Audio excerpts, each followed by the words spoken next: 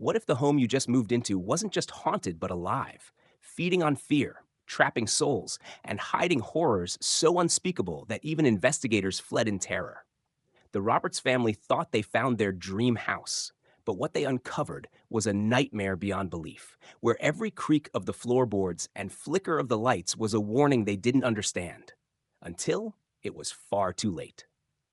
The Roberts family was thrilled when they found the house on Elmwood Drive, a grand but affordable property they believed would be their forever home. The neighbors' uneasy glances and vague warnings didn't faze them. They dismissed the house's eerie reputation as small town gossip. But from the moment they stepped inside, something felt off. The air was heavy, carrying a faint metallic scent they couldn't place, and every sound seemed amplified, like the house itself was listening. Then came the discoveries, the strange, claw-like scratches on the inside of closet doors, a faint rhythmic tapping that echoed through the walls at night, and the basement, which seemed unnaturally cold no matter the season. One afternoon, their youngest, Sarah, wandered into the basement and emerged clutching a small, blood-stained doll that no one had seen before. That night, she woke screaming, saying, "The man in the shadows is watching us." The family tried to brush it off, but as objects began to move on their own and dark stains appeared on the walls, they realized something wasn't right. The house wasn't just old, it felt alive, and it wasn't welcoming them. It was waiting for something, and the Roberts were about to find out what. The house on Elmwood Drive had a past far darker than the Roberts could have imagined, and its secrets began to claw their way to the surface. Decades ago, it was owned by Arthur Grayson, a reclusive man whose fascination with the occult bordered on obsession. Grayson's activities had been the subject of hushed whispers in the town, rituals in the dead of night, strange symbols etched into the foundation, and screams that some neighbors swore they heard but could never prove. Then one day, Grayson simply disappeared, leaving the house untouched and his legacy buried. As the Roberts settled in, the sinister history began to repeat itself. Their son, Michael, discovered a hidden journal in the attic, its pages filled with incomprehensible symbols and chilling sketches of inhuman figures. That night, he woke covered in fresh scratches, as if something unseen had clawed at him in his sleep. Sarah started speaking to an imaginary friend she called Mr. Gray, whose description eerily matched photos of Arthur Grayson they later uncovered. The house seemed to breathe, its walls pulsing faintly and doors slammed without warning, locking the family inside. By the time they realized the truth, they were already prisoners of a force far beyond their understanding. Desperation drove the Roberts to seek answers, leading them to call in a paranormal investigator, a man hardened by years of dealing with the unexplainable.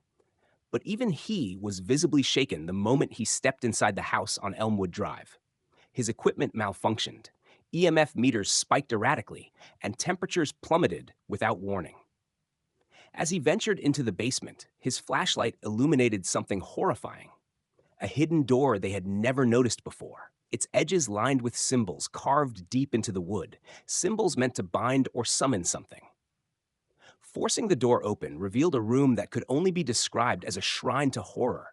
Ritualistic altars caked with dried blood, jars containing unidentifiable organic matter, and walls covered in a language no one could decipher. The air grew thick, heavy with an unnatural dread, as a deep, guttural growl reverberated through the room, shaking the very foundation of the house. The investigator stumbled out, urging the family to leave immediately, but the house had other plans. The front door refused to open, windows wouldn't break, and the shadows seemed to grow longer, darker, almost alive. It wasn't a house anymore. It was a trap, and it wasn't finished with them yet. The Roberts family was no longer living in a home. It had become a living nightmare. As the investigator tried to make sense of the horrors in the basement, the house began to twist and contort around them, as if feeding off their fear. Walls creaked and groaned, floors warped under their feet, and the air itself felt oppressive, thick with an unnatural energy. Sarah, the youngest, suddenly vanished from sight, her faint laughter echoing through the hallways despite her being nowhere to be found. Michael screamed that something was pulling him, invisible hands dragging him toward the basement door, which now stood wide open, exuding a foul stench. The parents desperately tried to reach their children, but the house seemed to shift with every step, elongating hallways and slamming doors shut, trapping them in separate rooms. Shadows began to spill out of the corners, stretching and writhing like living things, whispering in a language no one could understand. The investigator shouted warnings, but his voice was drowned out by an ear-splitting roar that seemed to come from the house itself. When Susan caught a glimpse of the basement, she froze in terror. Something massive and grotesque was emerging, and it wanted them all. As the monstrous entity rose from the depths of the basement, its form defied reality. A grotesque mass of writhing shadows and distorted human features, each face screaming in agony.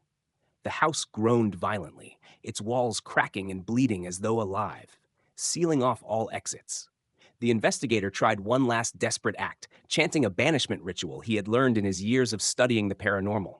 But the entity only grew stronger, its roars shaking the entire structure.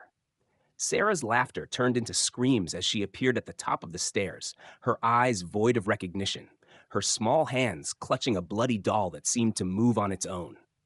Michael clawed at the walls, screaming for help, as invisible forces dragged him toward the basement. Susan and John clung to each other, tears streaming down their faces, their voices hoarse from screaming their children's names. In a final, horrifying moment, the entity lunged, its shadow engulfing them all. When the police arrived days later, the house was silent and still, as though nothing had happened. The Roberts family was gone, their belongings untouched, but the walls seemed to hum with a sinister energy. The house had claimed them, adding their souls to its monstrous legacy, waiting for its next victims. When the police entered the house, they found nothing but silence and an eerie stillness that seemed to defy explanation. The Roberts family had vanished without a trace, their belongings untouched, as if they'd simply dissolved into the shadows. In the basement, the hidden room lay open, its grotesque contents intact, but no sign of struggle or escape remained.